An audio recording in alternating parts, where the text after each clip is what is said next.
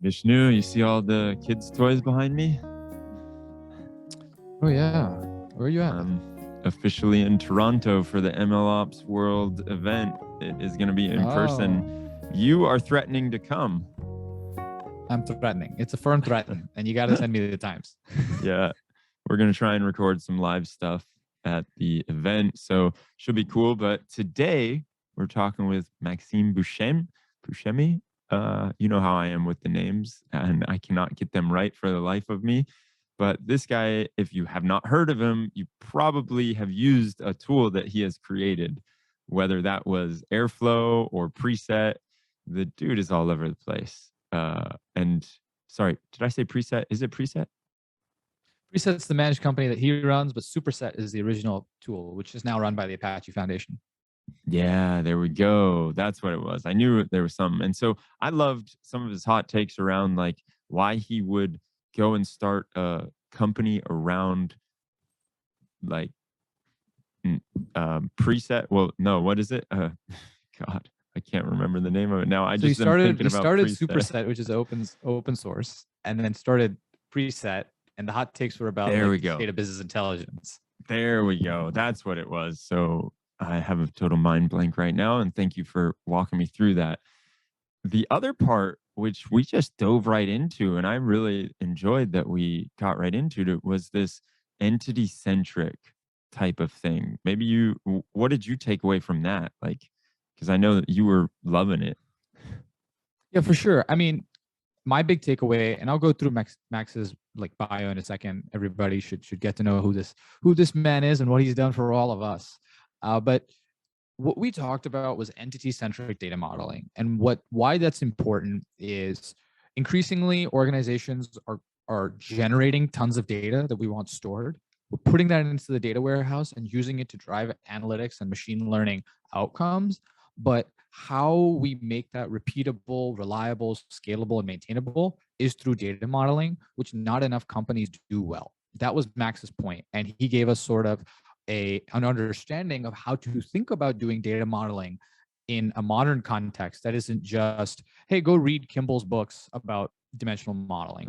Like that stuff was written before we had like the MLOps and machine learning stuff we have today. And he gave us an intro into like how to think about it in 2022 with feature stores and all the other sort of systems that are around. Love it. So it was cool.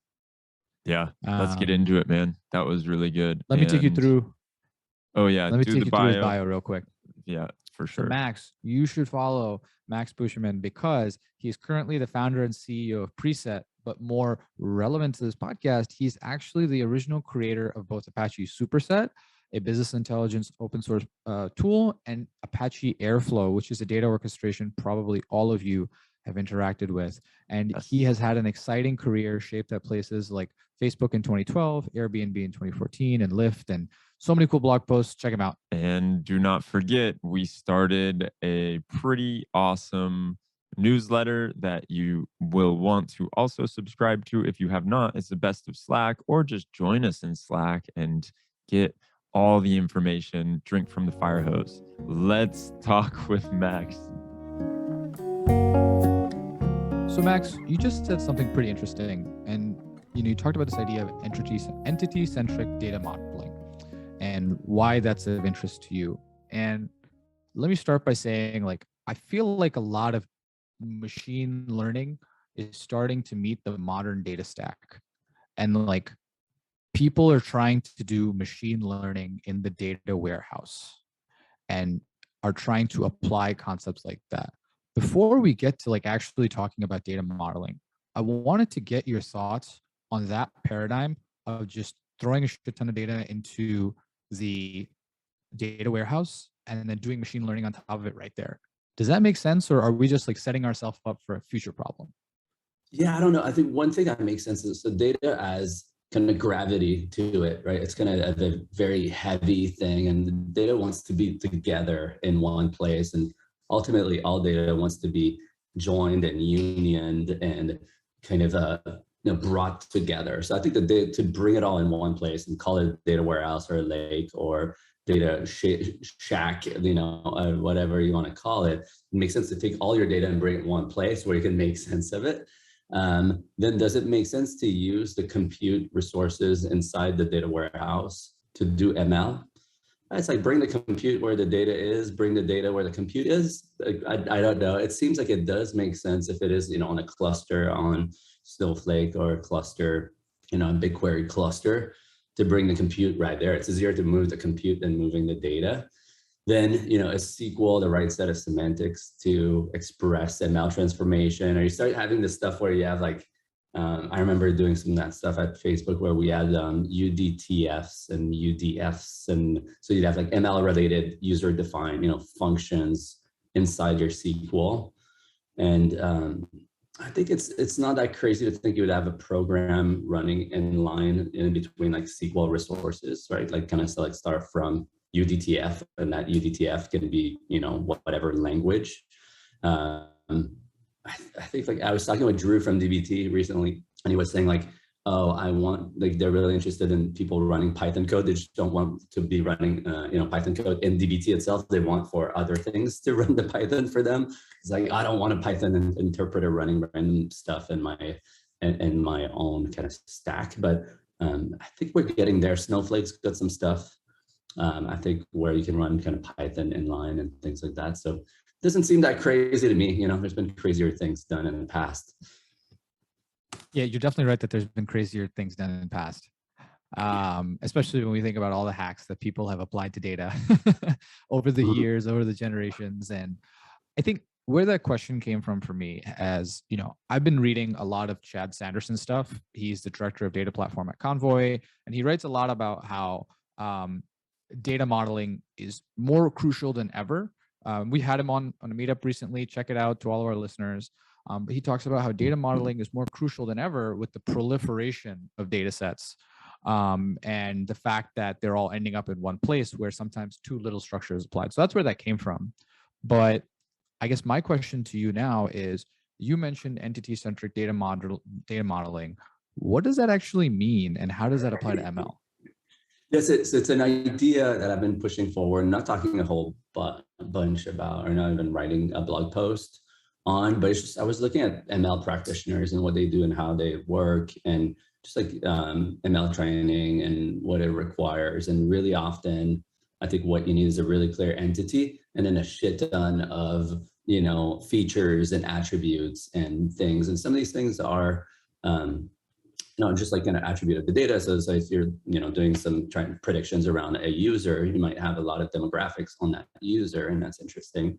But you also have a lot of facts and metrics and, 7-day visits and 28-day photo upload on something like Facebook, right? And a number of like 364-day bookings at Airbnb. You want to take all of these features and then associate them with an entity. And I think like stepping back and talking about data modeling, so it's a little bit of a lost art, right? Like, so we're democratizing the analytics process, and everyone is invited, and everyone knows SQL and, Airflow and DBT, and but like no one really knows the lost art of data modeling very, very well.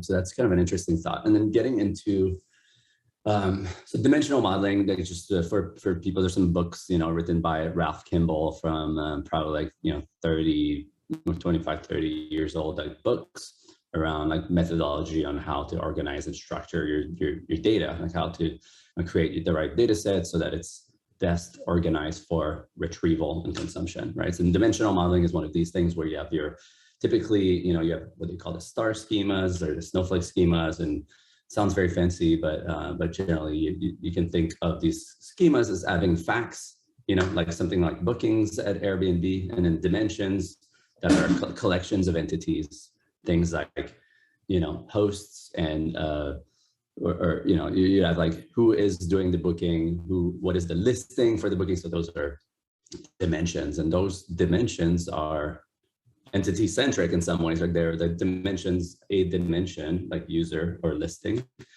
is in a lot of ways an entity. And then in dimensional modeling, they decouple what is a fact, and so you have fact tables and dimension tables. What we see in ML is like, people want to have these like more feature stores. So you take an entity like a user, and then you put all the attributes including the facts as attributes of the entity. And really often a very common practice is having like these time windows, like how many times did someone do this over a certain period of time, which is usually bound to now, right? Because like how many times you booked on Airbnb last year is a great predictor, perhaps, of like how many times you will book next year. So this is very useful, and machine learning models know how to make sense of these metrics and weigh them. So point being, like, okay, so that's a thing now, call it feature store. But then I think beyond the idea of a feature store and beyond the idea of making prediction and feeding ML model, there's a bunch of other reasons why it's really cool to have entity-centric metrics, right? Like the feature store is greater in its use than it is to just like train models, right? So if you can have like 1 million attributes about a user at Facebook pre-computed, when it comes times to retrieving, say, I don't know, a scorecard for a user to be like, hey, what's happening with this user? So that I think there's a lot of value in knowing these things.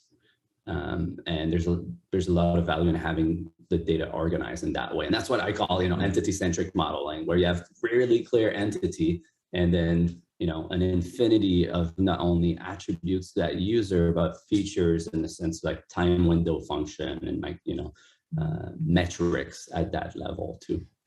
So it's a little funny because I remember visiting someone's office when I was in London, and they were talking about how they have so much metadata now that they need metadata for their metadata.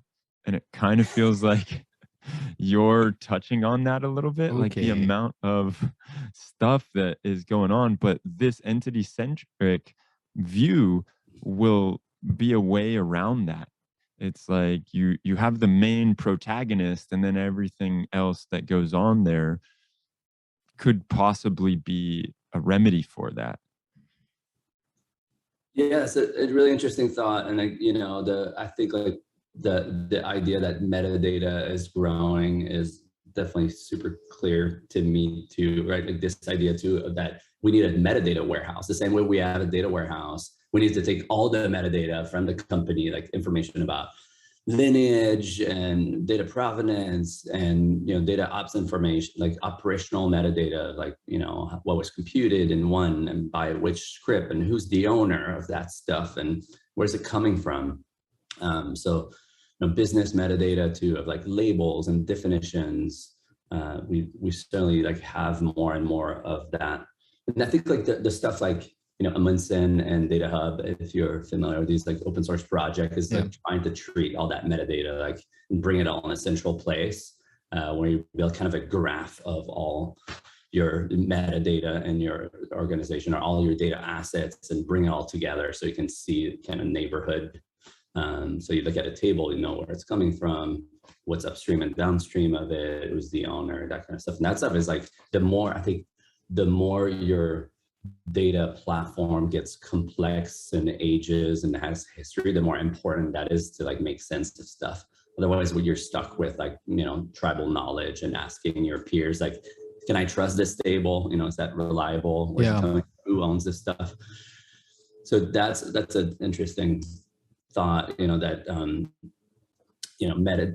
as data explainer, everyone talks about like how the exabyte, there's like tons of data everywhere and it's like growing exponentially. I think it's metadata is similar kind of challenge too. Yeah, it's your point about the data platform and its age and its the relative knowledge and then how it kind of becomes like, hey, what's going on here? What do you think about this table? What is this feature? How is it actually computed? How are we actually computing, like whether someone's defining whether someone's active or not, right? That's where all this like tooling for tooling starts to evolve. And, the question I have for you, which is actually very much like my job, so I'm going to ask you to do my job here, is let's say you're in a rapidly growing business, and said rapidly growing business has mountains and mountains of data. And very, very pressing business questions to answer. Hey, we have a business model to figure out here, and you need to tell me whether or not my TAM is what I think it is today. So you need to answer all these analytics questions. It doesn't feel like you have a ton of time to model the data. And it doesn't feel like you have a ton of time to think about, well, what are the entities that map a rapidly changing business model? And say said data professional was in a team of 2 people. With a team of 2 people, how would you go about wrapping your arms around this problem of like data organization for a rapidly scaling organization? Right. Well, so first is like TAM is mostly, an external problem. So maybe that's not the best example, but TAM is just like sure. You're right. that is specialized in like that. Us already done the analysis for the TAM of your market.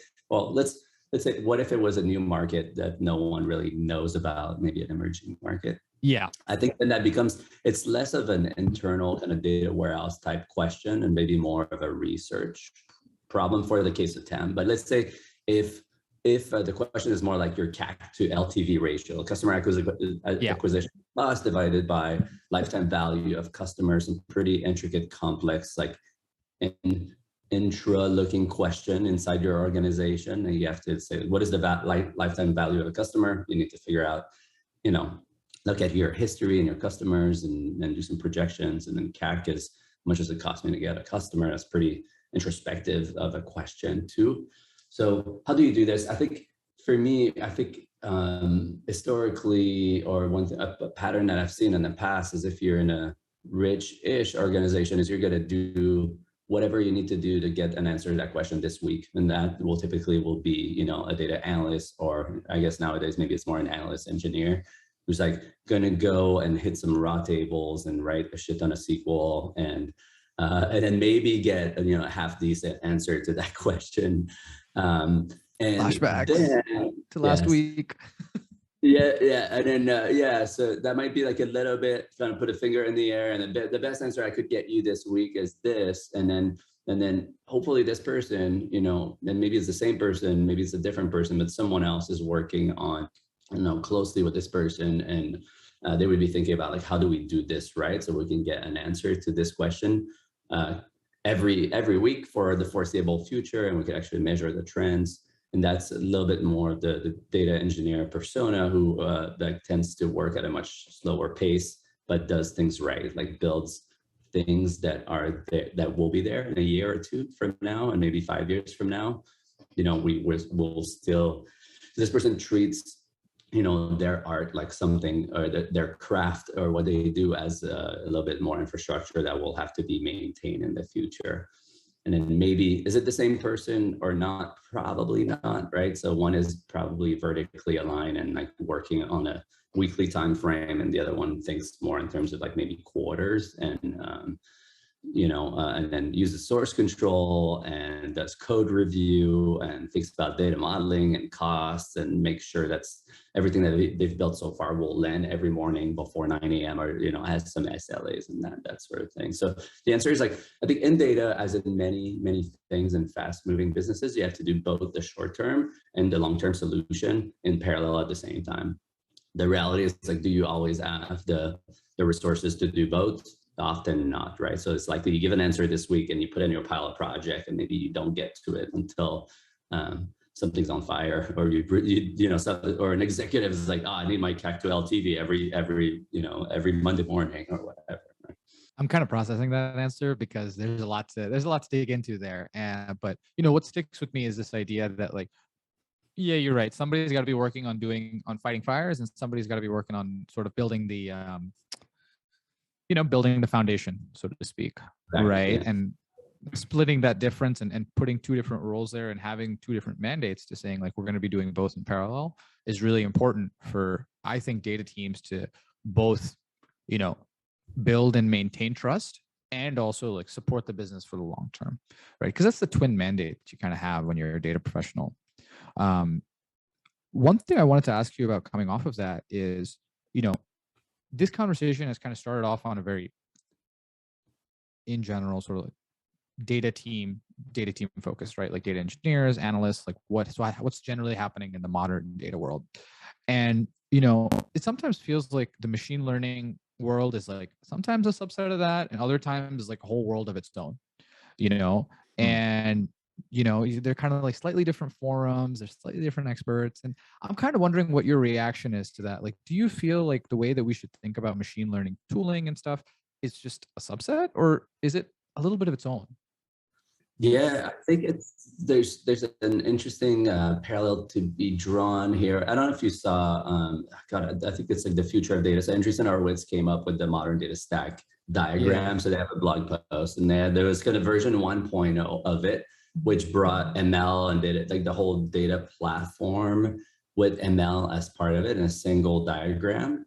And then for their 2.0 version of it, they kind of they decided, okay, this is too complicated. It looks like a spaghetti plate, you know, and then let's take the ML stuff and make it in its own diagram, which is kind of interesting. I'm not sure if the fact that they did that, you know, is informative, or, you know, it'd be interesting to look at the differences between the two side by side. You know, I don't know if we could pull it here and look at like what's the Venn diagram of that, like what is on both diagrams and what is very unique to one or the other. I think it does relate to the data warehouse question you asked before, right? Like, so are we kind of converging or diverging here? It is, but clearly it is different people with different concerns and different backgrounds operating on different time frames. I think on the ML side, like notebooks are just really great, which is, what is a notebook really? It's a program that you execute, you know, and not always the, you know, sequential order, right? So it's like the REPL diet. So the REPL stuff like really works. I think it's important. And then for ML practitioners, and then the open-ended, you know, power of just like an interpreter, as opposed to, you know, something like SQL is not sufficient, that's for sure. So yeah, I think, you know, unfortunately, I think the answer is like, it's like intricately shared resources across the two, and then some areas where like it's intricately, you know, diverging in some ways. And then if you take the funkier stuff, you know, if you do take the funkier stuff on the ML side of the house, where that is like, let's say like, you know, notebooks are also useful for data engineers too, right? Like, so maybe they would spend more time in SQL in general and less time in notebooks, but like notebooks are still like a pretty great paradigm depending on what you're trying to do. That might not be an ML use case, but for more specific things in data engineering, you might want to use notebooks too. So well, I don't know. Answer is in the air. Let's pull on that thread a little bit more, because it feels to me like Airflow is very much a data engineering thing, but then a ton of data scientists and machine learning engineers love it. It's like some people have given talks on the community meetup where it's like Airflow, the unsung hero of the data scientists even.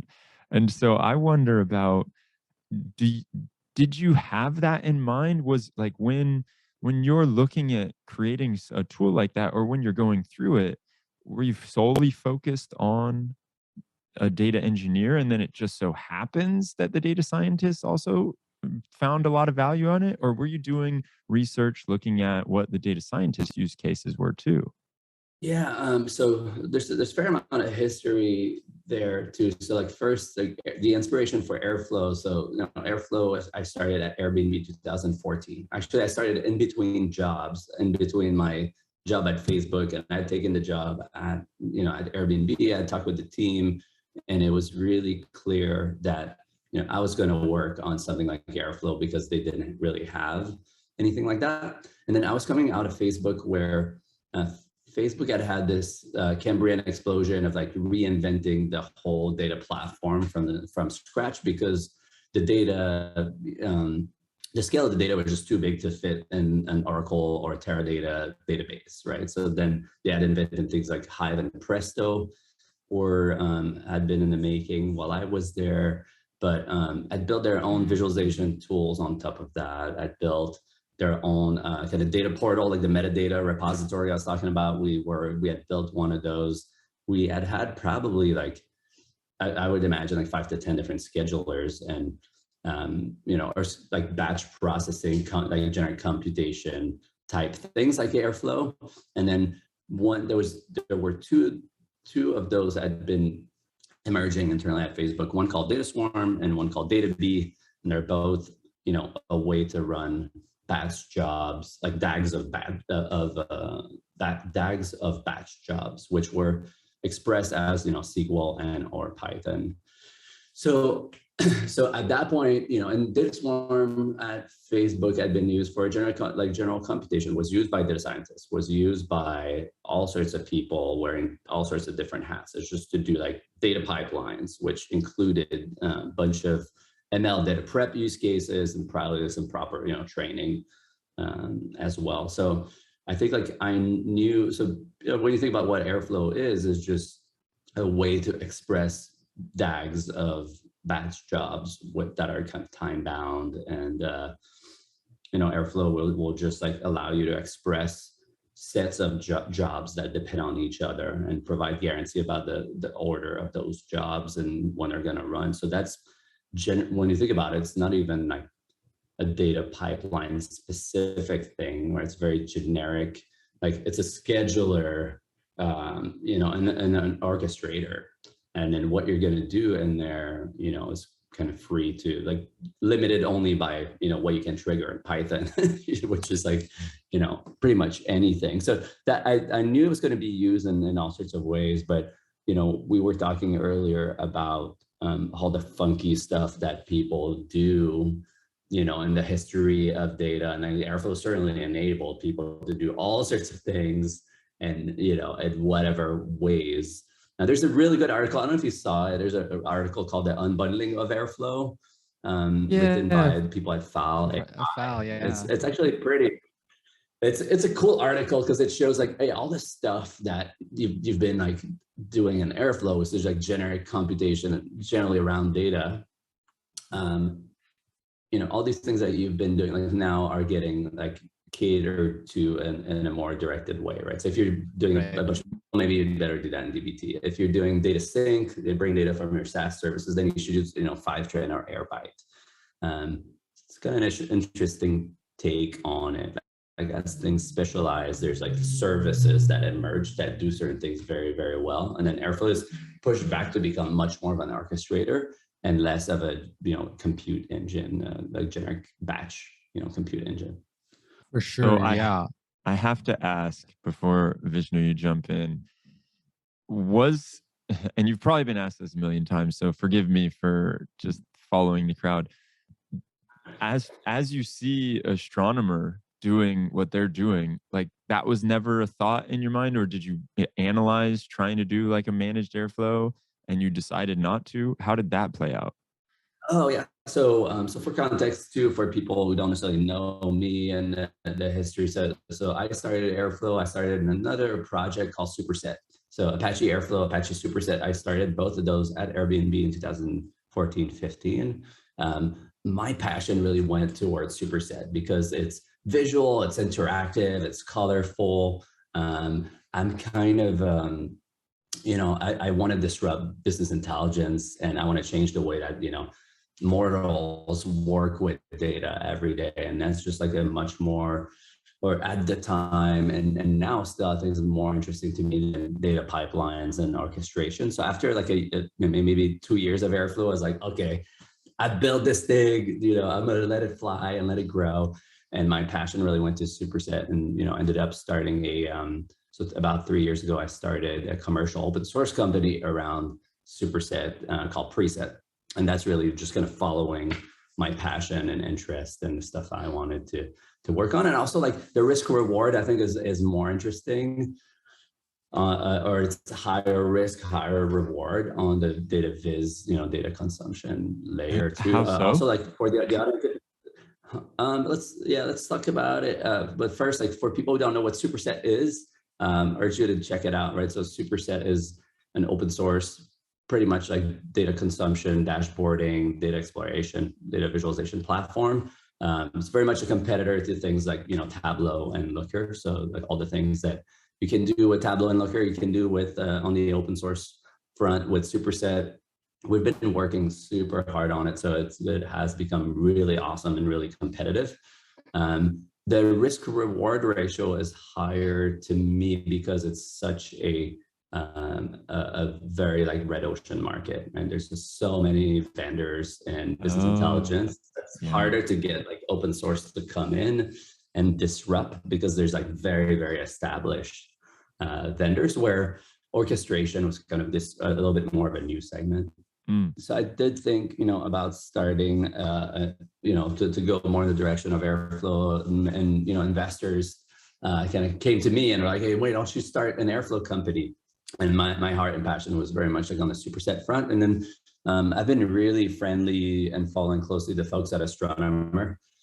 So they tried to get me to join too early on. I was talking with them like super early on, and I'm very friendly with them and a little bit invested too. So I'm an advisor with them too. Nice. So I still have passion to talk about this stuff and being close to that world. But my really focus has been on the data consumption layer, data visualization, dashboarding, and how people like make sense of data is, what I've been working on. So you mentioned it is a red ocean that you're getting into, like in a very blunt way. Like, what makes you think that you can disrupt this field? Well, so I think there's like two big angles, and I think like through innovation, I think like we can disrupt, and like startups have been disruptive. But I would say there's two things that that we do that are very disruptive. One is open source. So like open source is just like this tidal wave of disruption, right? It comes in, and what it's it's free as in freedom, and free as in beer too. So that means like you can just pick it up, use it, get value off of it. How disruptive is that? That's like a version of freemium. I mean, you can also like extend it. You can build, integration points, and you can extend things. You can make it your own. That's extremely powerful. I think people are pretty fed up with vendor lock-in too, and proprietary languages and tools, and just being at the mercy of companies now, like Google Cloud on the side of Looker, and Salesforce on the side of Tableau. So you don't. I think like people have a new way to discover, validate, and pick and ramp up on software, and that new way is closer to what open source is, or SaaS. And that's the other angle of like how we can disrupt in this market, believe it or not, is just like some of the stuff that comes with SaaS, like freemium. So Preset offers a free version of Superset up to 5 users, for instance, and you can just like prove value and use it, ramp up to 5 users, and make sure that it works for you before you even talk to a salesperson. You don't even have to talk to a salesperson ever, which is fantastic.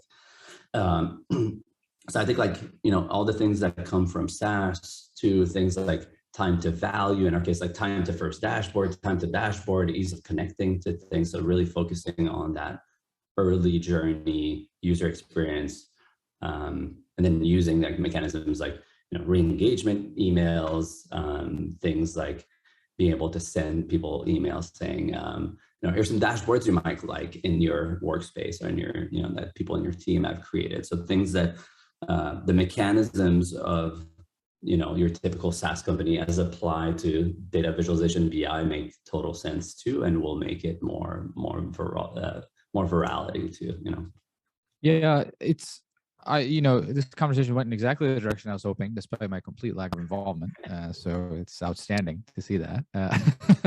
But, I guess what I want to share here is I work at a company where we struggle a lot with how to do business intelligence right. And what that means is not necessarily that we can't figure out whether to buy Tableau or Power BI, but really that we want business intelligence to work in a fundamentally different way than it has been, which is like put up a dashboard of KPIs and check it every day. And over time, people stop paying attention. 6 weeks in, people are like, is that even around? And, we've had that experience with like QuickSight and, the other sort of standard stale offerings, you could say, that are out there. And I think for us, what we find is that, there are really two use cases, right? One is just monitoring to make sure that certain business things that need to happen are happening. And then the other thing, which is like more insight driven, which is, what are some things we should be doing, or what are something we're aware of or need to explore and get ahead of before it's happening, right? And I would really say like we want to empower that latter piece a lot more, but really struggle with it. And I was wondering, from your standpoint, from your vantage point, like you've been at like Facebook, Airbnb, you're now helping, commercialize Superset and bring it to the world. Like, what are some of the solutions or the ways that companies should think about that latter problem of empowering that sort of exploratory work and getting mortals superpowers with data? Yeah, you were talking about like one angle, which is like how does data inform even like the intuitive part, like what we should be working on or what we should not be working on based on data. But one way to think about it is I think like data is kind of a dimension of all the work that every worker does every day. So if you're working on a new product within your company, like a new SKU or a new feature, if you're, or essentially for any whatever role inside a company, whatever workflow, whatever process, like data is a dimension of that. And really often we don't use data to power like much of the processes and much of the role. So you might work in customer success and at a company, right? And not be data driven, like just pick up your tickets and get on the phone with people and help them. But there is a huge data dimension of like the CS work, right? And you could have like a really intricate set of dashboard around not only what the CS team, the customer success team does every day, but also like the new things they might want to try or that they might want to do. So there's like, so essentially like data powers every role and every processes. And there's a question like, how do we make sure that, all of the data that is needed by most of the people every day in an organization is available to create the validation and the opportunities, validate the intuition or invalidate some intuition. Really often that data is just not there, right? We don't have the data. It's just like, it's in Jira. Like we don't really know what to do. So yeah, I don't know if this is like answering that question of like, how do we become more data driven? I think like there's a hunch of like, how do you show up to a meeting with like the analyst type question of like, hey, I wonder what our percentage of, our success rate for X is. And it's like, well, instead of like just wondering about it, why don't someone like go and get that data and bring it to the next meeting? Or maybe the data is already there, so we can validate and validate hypotheses instead of it just like being my intuition versus your intuition is not super concrete and useful. So these are organizations that I was at, right? Like Lyft, Airbnb, Facebook, Yahoo. Like I think you'd have a lot of that culture of like, I wonder, about X, and like let's get the answer to that question and let's get that data and bring it to the table. Just not accepting, raw intuition without data. Yeah, it makes sense. And it's the cliche, right? Like the data-driven organization. And you hope that most organizations are doing that. And so changing gears a little bit, you spoke about how you play in the data engineering field quite a lot, but you also are building for data scientists and machine learning engineers, because a lot of the stuff that you do inevitably touches on their space too. Are there things that you've found over time as a builder in the data engineering space that you need to watch out for when it comes to building for data scientists? In terms of tooling or data pipelines or both? Yeah, let's start with data pipelines, but if there's something that's calling at you for sure, jump on that. Well, so I think like, big part of data science is, making models, and big part of making models is training models. And big part of like training models is about like prepping the data to train your models and then being rigorous. If you want to be rigorous around that, which you should be, especially given, the impact that we've seen that, ML can have in the world. Like you look at the Facebook, like, newsfeed ranking algorithm and the impact that has had on like polarization in our society. You're like, okay, the way that we train this model or this machine learning beast seems really, really important, and provenance and reproducibility for something like that seems really, really important. And so that means like a lot of the best practices, I think, to make sure that data engineering is done right does apply to data prep for training models. And concerns around reproducibility, provenance. What was this model? What was this machine learning model trained with, and can we reproduce that? I think becomes very important. So I would say the work that I did around, I gave some talks and wrote a blog post on something called functional data engineering, which is applying some of the functional programming paradigm to data engineering, or at least like trying to draw some parallels between the two, and seeing where these parallels make sense and where they're virtuous, and then encouraging people to go in that direction, to say like, hey, your jobs should be kind of like pure functions. Your tasks, when you do data pipelines, should be like pure functions. You should use immutable data blocks and create other immutable data blocks, and you should have like deterministic results. Like when you run this function with this immutable data block, you should always get this result, so that you can get to some level of guarantees around reproducibility, or at least being able to explain the results that you got. I think like that's important. So the rigor and the data engineering process does apply to everything related to like, preparing data sets to train models. Yeah, I love that point, the last point you made. For those of you who haven't read them, go check out Max's blog posts, especially, that one about the functional programming and the data context. Like there's so much of the work that we do as data professionals and as machine learning professionals is just applying the principles of software engineering to data, right? Like that's what it's about a lot of times. And it's like figuring out where it works and where it breaks, right? And it's a really cool blog post that I would suggest checking out. And with that, I want to get into some rapid fire, some lightning round stuff. Bring it on. Yeah, we got some stuff lined up for you. I'm gonna go first. What was the crazy might not be the right word, but I'm just gonna use it. Craziest work environment for you to walk into? Facebook in 2012, Airbnb in 2014, or Lyft in 2017? So define crazy, but I would say like the most surprising and changing was Facebook in 2012. Huge environment. I'd reinvented everything from the ground up. Super dynamic, no rules, and but at the same time, like tremendous amount of amazing work taking place. So that was before we knew that Facebook, or before a lot of the issues that came up with Facebook too. Like that was before there was all this doubt in the air. But moving fast and breaking things and really living by it was really impressive and empowering to see. Like I'd never seen anything like it, and I'd never imagined that a workplace could work with like loose rules like that. Was pretty amazed to be part of it, and really empowered by it too. Drank the Kool-Aid for sure. I gotta say, like those three things on your resume and the times that it's at, it's kind of like playing for like Barcelona, then Real Madrid, then like Manchester City, like one after the other. The next question that I have, rapid fire, is which of your blog posts were you most surprised by the reception to?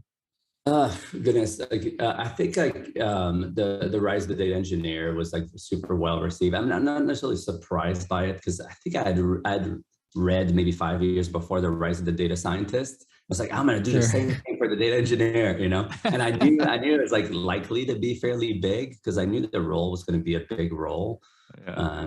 These terms together, data and engineering together, it's just such a powerful, merge of concept that I knew was going to be big. But it's still quoted. Maybe what's surprising is just like how long and how the life cycle seems pretty long. I would have thought like, people read it, you get some comments in the first like few months, and then it fades away. Nobody talks about it again.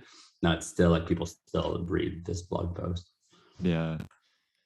Okay. So what is a piece of technology that would surprise people that you're bullish on? Wow, that's a tough one. I'm not sure I feel like I need to really scan through my head all the things that are controversial. Maybe I'll bring something that's controversial and bring like the angle that I like. But I don't know if you've heard about data mesh And it's been controversial on like data Twitter and elsewhere, because I think like it's not very prescriptive in terms of like solutions and what it means for data modeling or for data products.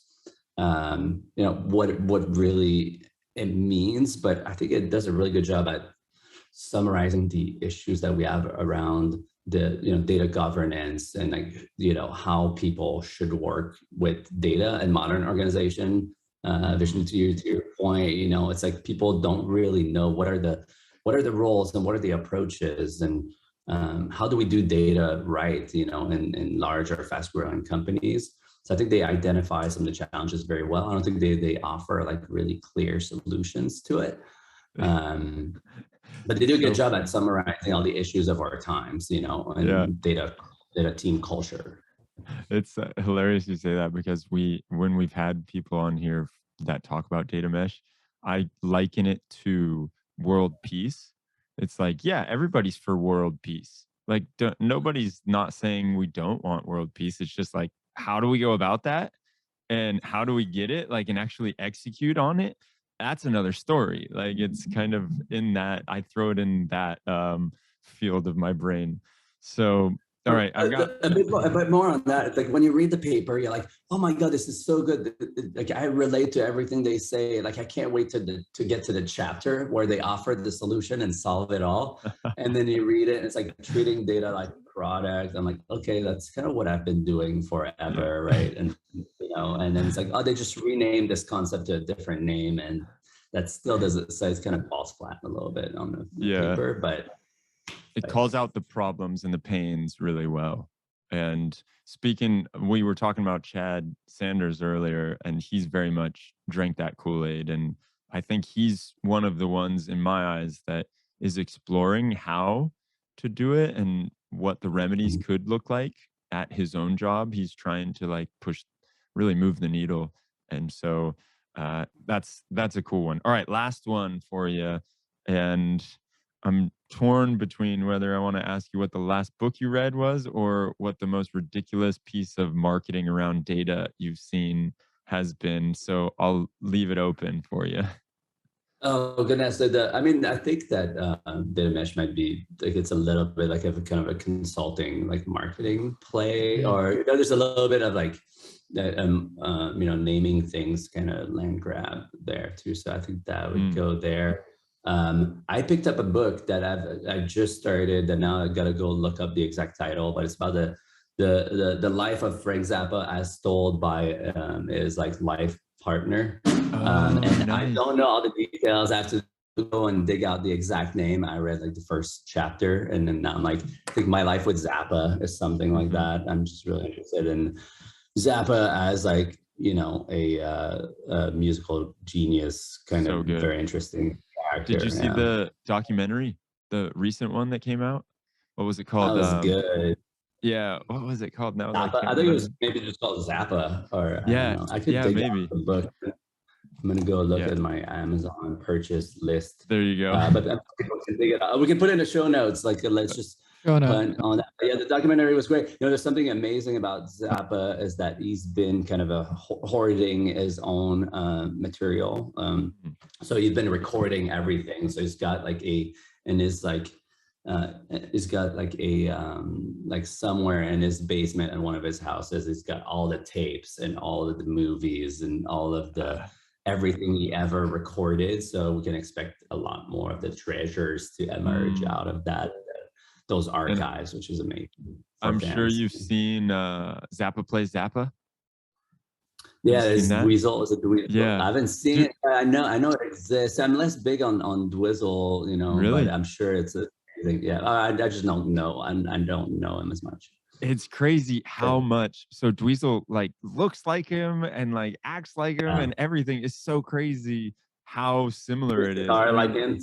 Yeah. Oh, dude, his guitar playing skills are off the chart. Like Zappa, like Frank. But I went to a few, and they get the old legends that used to play with Frank to come on and just like tour with Dweezil or make some guest appearances. So I saw Return to Forever and then Dweezil play with like Zappa Plays Zappa. Uh-huh. Yeah, it's definitely worth it. Yeah, Yeah, Steve yeah, Vai yeah. is one of the guitar players that plays with Zappa, but yeah, maybe not for everyone, right? Frank Zappa is kind of an acquired taste, but American Genius. Yes. And check it out. And maybe it is for you if you haven't really tried. What's a good gateway album for people to start? Joe's maybe, Garage is my favorite. Joe's Garage. Oh yeah, 80s. It's more like on the funny side. Yeah. But so many good albums for the good jazz. People are a little bit more coming from jazz. There's a Grand Wazoo and Waka Jawaka that I really like. Mm-hmm. Freak Out. I guess I'll start with these recommendations. Well, so let's start a Zappa podcast. Yeah, we can just geek out on that. Well, I mean, I could right now. It's so funny you're saying this, because one of my favorite things in that documentary that they talk about is how they ask him, like, why are you doing this? You're spending all this money. You're going overseas. You're like contracting orchestras to make your music. And he just sits and they're like, and you're not going to make any of this money back. And he tells them straight up, he's like, if it's music that I want to listen to, I've won. It's just like, that's how I want to live my life. Like if it's worth doing because I will enjoy it, then I want to do it and I want to make it happen. Principle to live by, everybody. So do the data science you want to consume, or I don't know. There we go. We can extrapolate that into MLOps world. Maxime, this has been amazing, man. Thank you so much for coming on here and sharing your wisdom and advice to us all. Awesome. Well, thank you. It was a pleasure to be on the podcast here. Thanks for coming.